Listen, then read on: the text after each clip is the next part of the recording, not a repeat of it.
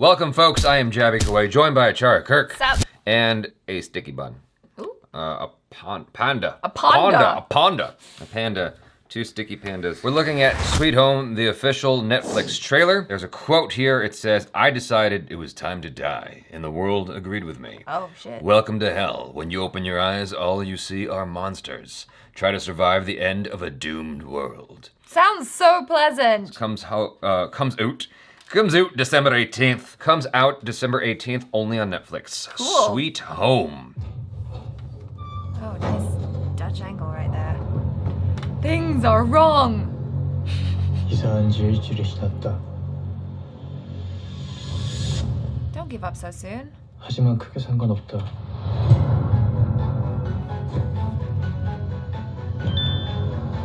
그냥 지금 죽을까? Where's that o'clock? The bell. Yeah. Oh. 괜찮으세요? What just happened? Dang. 이게 다 무슨 일이에요? 알아보는 중이에요. 누가 입었는데 가둔 걸 수도 있고요. 존경하는 국민 여러분, 현 시간부로 국가 비상사태를 선언합니다. Whoa! What the heck is that? 체온 저하, 환청, 환각 등의 증상을 보이는 자는 격리하시고 저 감염자예요.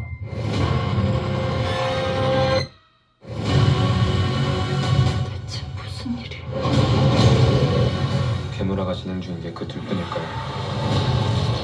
아무도 모르는 거네.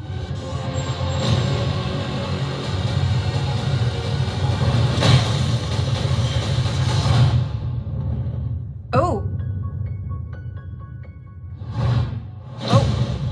우리에겐 차연수보다 강력한 무기는 없어요.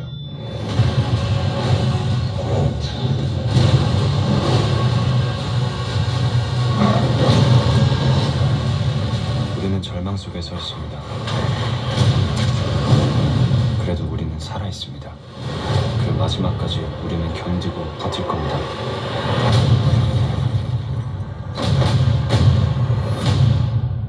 있어요. 사람을 해치지 않는 괴물들이. 괴물은 괴물일 뿐이야.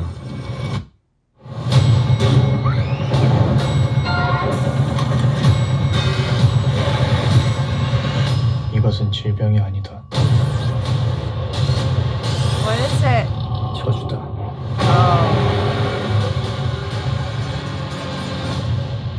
Ooh, dang. For some reason, I got reminded of Akira. Akira? Yeah, did you ever see that movie? No, I haven't seen it. Just, I don't know if I can know how to explain that film. It's been so long since I've watched it. I just remember there was this monster in the movie that just kept getting bigger and bigger, like this blob of a monster that just, I think it ended in a baseball stadium. I can't remember how that movie went. It's been so long since I've watched it, but it's like a classic anime because of its style. Right.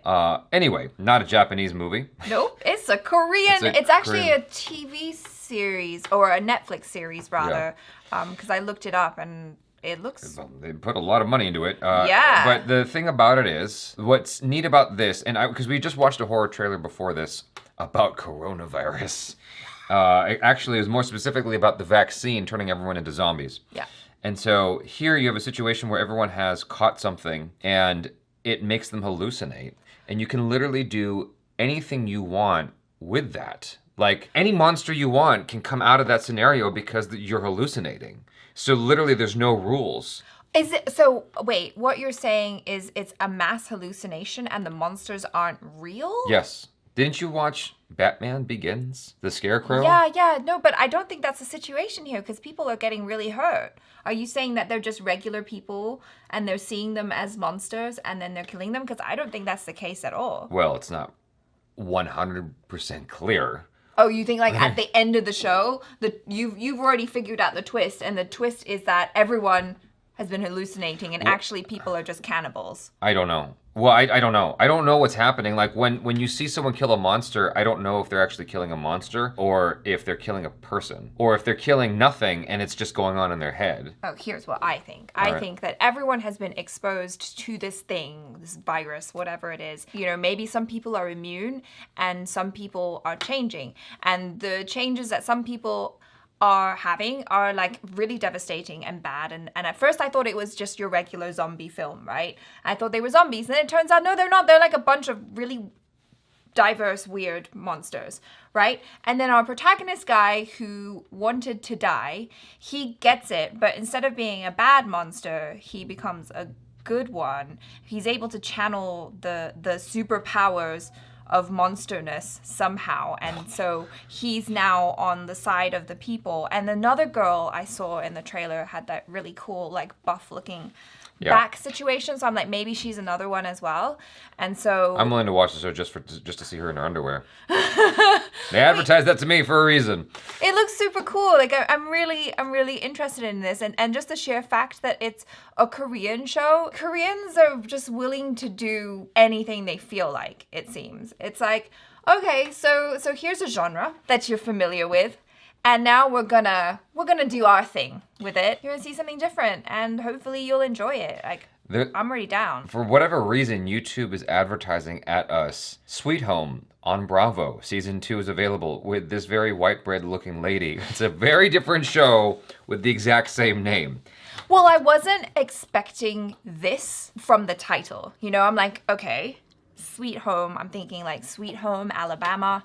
I'm not thinking like Sweet Home surrounded by undead monsters and freakazoids.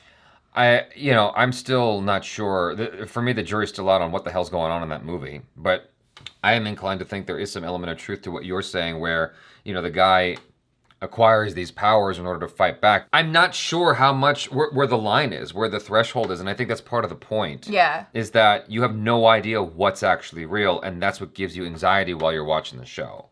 Yeah, or maybe it'll just become more clear, like, when you watch the show, like, okay, these are the symptoms. Because, like, whenever you have a show or a movie like this, you have to set up the rules, right? Yeah. So, like, I'm someone who really loves vampires and vampire movies and stuff, but every different piece of literature or every show or movie has its own set of parameters. Like, are these vampires afraid of garlic? Will holy water kill them? Are they afraid of Jesus? Sometimes it's all three. Sometimes there's different parameters. Sometimes you can photograph them. Sometimes you can't. And it's the same with, like, zombie movies or something. It's like, what is the thing? If you get blood in your mouth, are you going to turn or are you okay? Like, so they have to set up those rules, which I think they're going to set up very early on. Usually when you get zombie blood in your mouth, you just get a nasty cold. Some good old NyQuil kick that right to the curb. Right, yeah.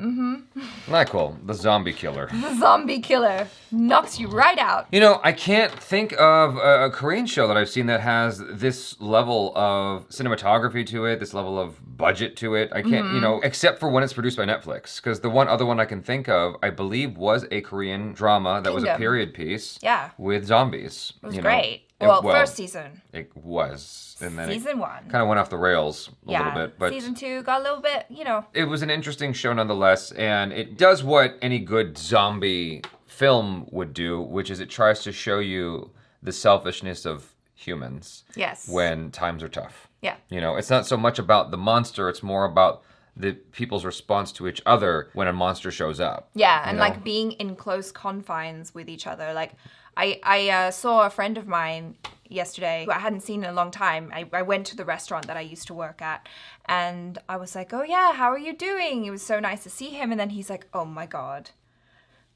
I'm going crazy. My family and I are fighting like cats and dogs just because, they have to be around each other all the time. And that's when, stuff kind of starts getting crazy because you're living with people on top of you, and here these guys are like in this situation where, there's not only that, like, okay, we have to contend with there's this virus outside, but like no one's turning into monsters and zombies just yet. Whereas here it's like very metaphorically speaking. If you got it, you're this scary thing. It's like kind of bringing the virus to life and giving it this, I don't know, like a personification almost. Sure. Where it's like, this is the representation of the virus that we're afraid of, and it's like really, really scary, and it's very, very stressful. Yeah. I mean, this looks exciting. It does. We're getting a nice, set of horror stories during the pandemic. Seems appropriate. Fun. When we kicked off this pandemic, the thing that was the most watched was Contagion. People want scary shit to watch during scary times for some reason. Yeah. Inexplicably. So It's like give us more, give us more, give us more. It's got to be scarier than what's actually happening out there. Like, Sure. That's pretty scary. I mean, Contagion was pretty close to real life, it felt like, but Yeah, that was. Ugh. in any case, I think cats usually win. You think fighting like cats and dogs. Yeah, which is- cats are, yep, ninjas.